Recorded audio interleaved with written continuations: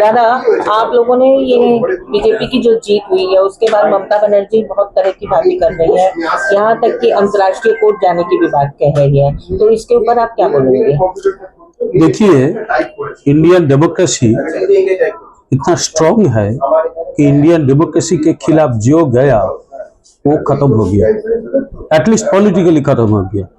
I am not talking about physical death, I am talking about political death. Mamata Banerjee इस state के chief minister हुए थे, बहुत movement भी किया था, लेकिन आज वो जो कर रहे हैं वो सिर्फ उनका पॉलिटिकल करियर को वो खुद खत्म कर रहे हैं। क्योंकि वो कैसा मैसेज दे रहे हैं, वो कैसा मैसेज देता है दुनिया को। वो इंडियन डेमोक्रेसी नहीं मानते हैं।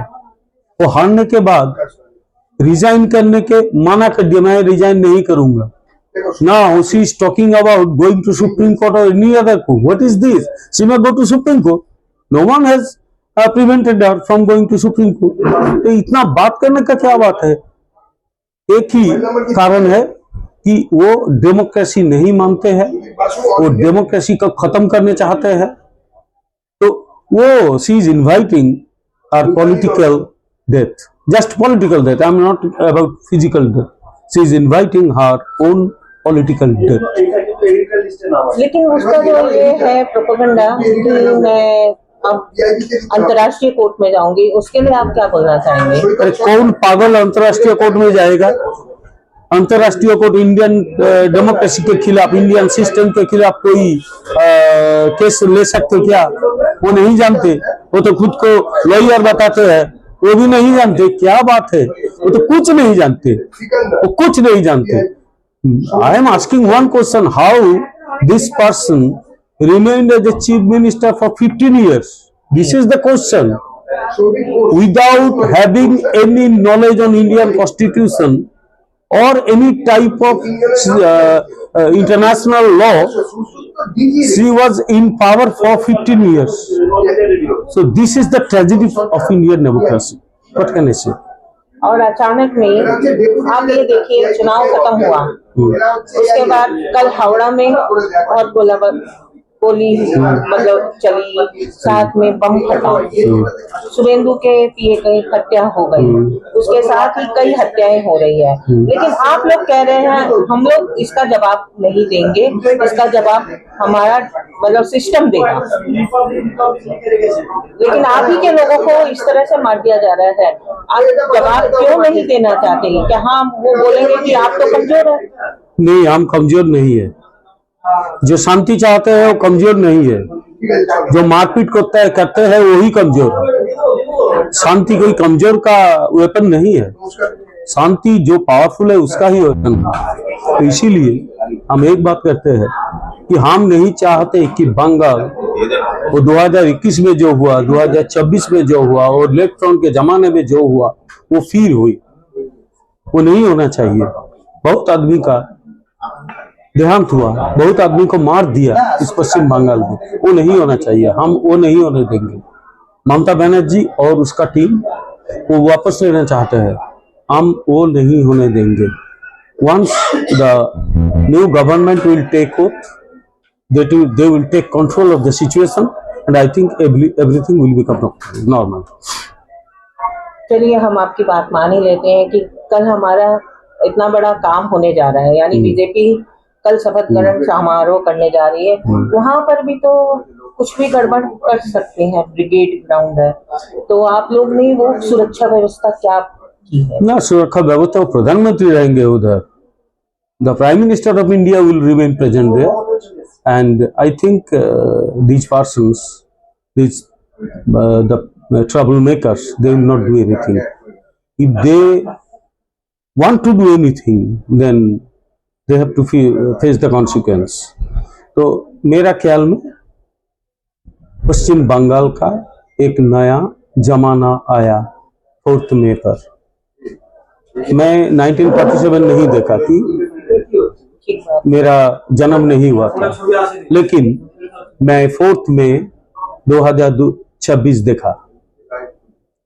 ये नया इंडिपेंडेंस डे है पश्चिम बंगाल का। इतना आदमी का आंखों में आंसू, वो बोलते हैं कि हम बच गए, तो ममता बनर्जी को समझना चाहिए how the people hate that political party.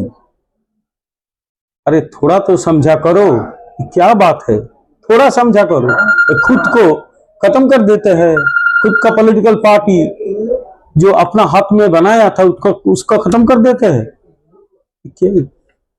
Late us do take our own decision, I will not interfere, but don't do any harm to the politics of West Bengal. Sir, आप मीडिया प्रभारी हो आज, तो आप मीडिया को क्या बोलना चाहेंगे? मीडिया तो आपसे तरह तरह से इंटरेक्ट हो रही है, लेकिन उसके साथ, मीडिया के साथ आप जनमानस को क्या बोलना चाहेंगे? मैं एक बात बोलता हूँ, पश्चिम बंगाल का मीडिया का हालत बहुत अच्छा नहीं था। पहले सीपीएम का जमाने में बहुत प्रेशर था, और तृणमूल तो सब सीमा वो पार कर दिया। वो एक साइकोफैंट क्रिएट किया, वो sycophants they entered into the system and the system became rotten. बिल्कुल खत्म कर दिया ये सिस्टम को। ये नहीं होना चाहिए। मीडिया को इंडिपेंडेंट होना चाहिए, मीडिया को फ्री होना चाहिए। तो इसीलिए हम सब मीडिया को एक बात बताएंगे कि आप जैसा सांबादिक है, आप जैसा पत्रकार है, आपको बहुत प्रेस्टीज है। The people give you much Prestige, so you do accordingly.